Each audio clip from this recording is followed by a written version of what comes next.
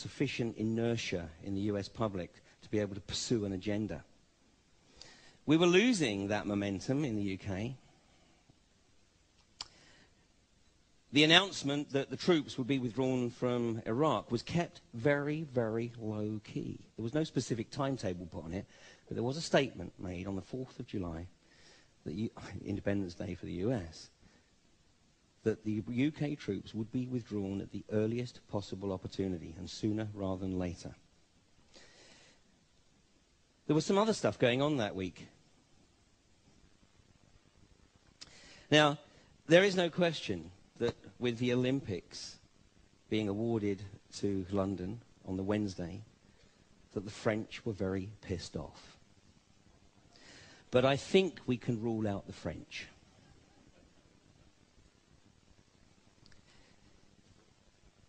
This occurred on the Thursday.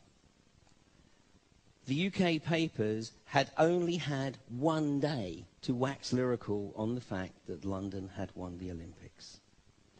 Now, you know the British press, most of you. This would have been going for weeks.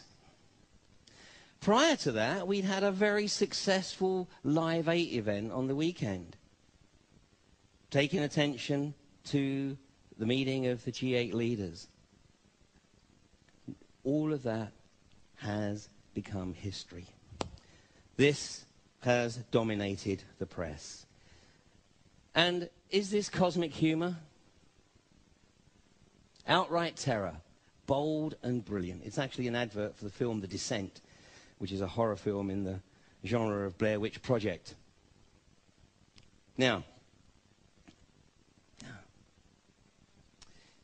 there was a lot of stuff going on that day. There was a vehicle the other side of that bus, by the way, that had the name Kingstar blazoned across it. Kingstar are explosive demolition specialists. Another part of cosmic humor, perhaps. It's only 2 weeks.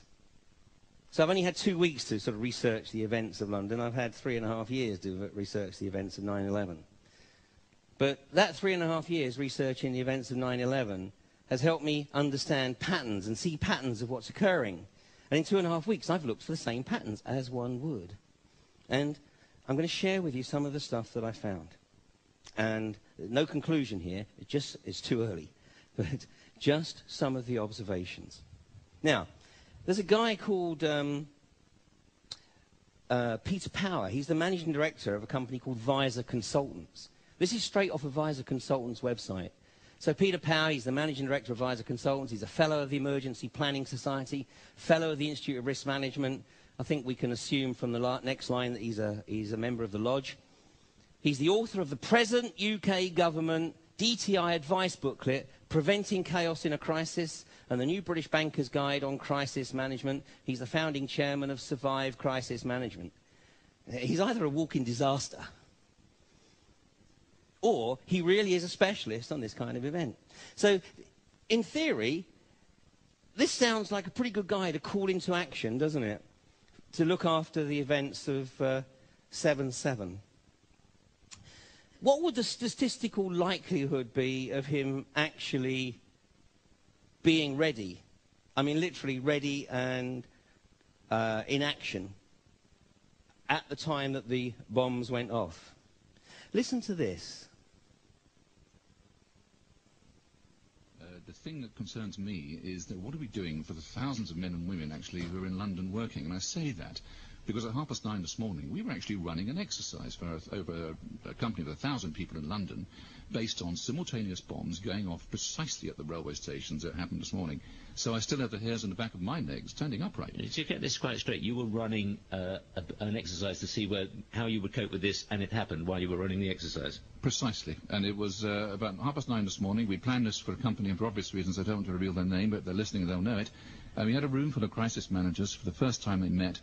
And so within 5 minutes we made a pretty rapid decision, this is the real one.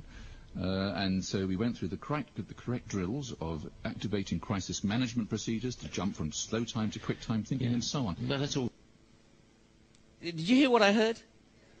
They were running an exercise at exactly the same 3 stations where the bombs went off.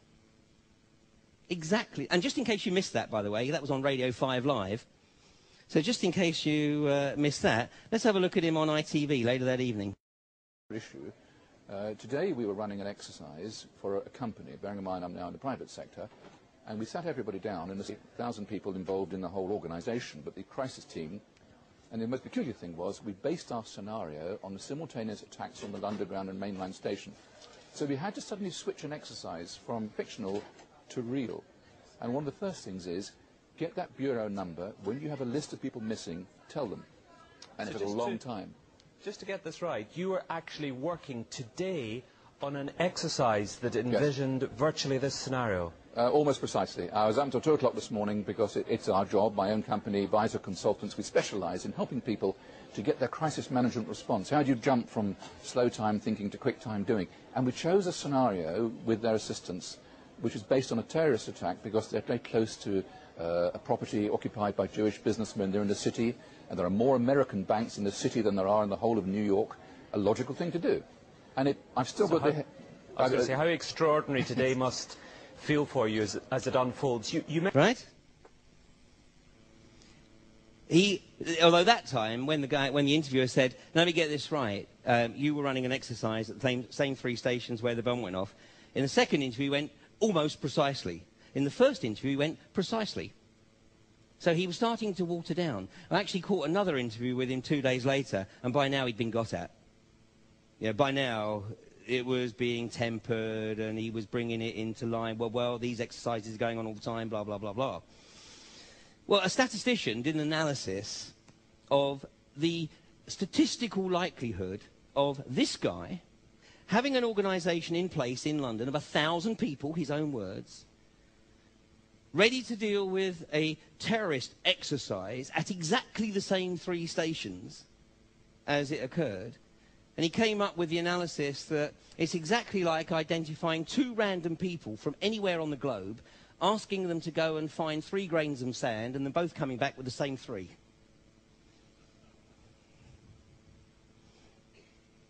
We have on our hands another construct. And then this one just blew me away. This is from the government's own website.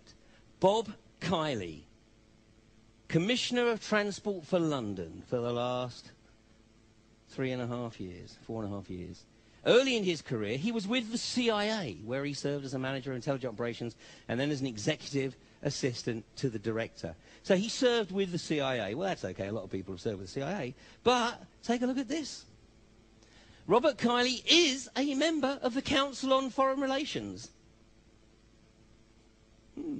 Part of the Brotherhood. Okay. The agenda change. Who benefits? Everything that should have been in the British press, celebrating the success of Live 8, we should have been interested in hearing what the G8 leaders had to say about the subjects that were supposedly on the agenda for the G8 conference. You know, the African debt, the control of pollution, and secondarily, we should have been celebrating the fact that London got the Olympics for 2012. There may be those amongst you who think that will be the last Olympics, but I'll leave that for somebody else to discuss.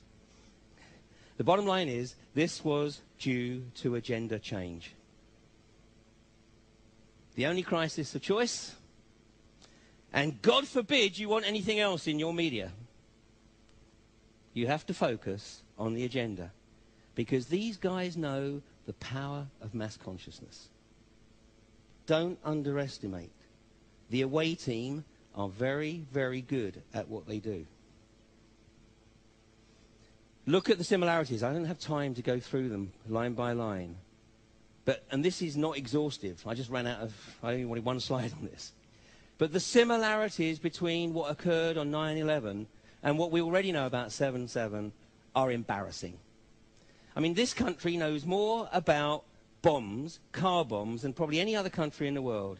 We had 25 years of it with the IRA. The only Irish terrorists who went to jail have been released because they were framed. We don't know the perpetrators, or the general public does not know the perpetrators of the vast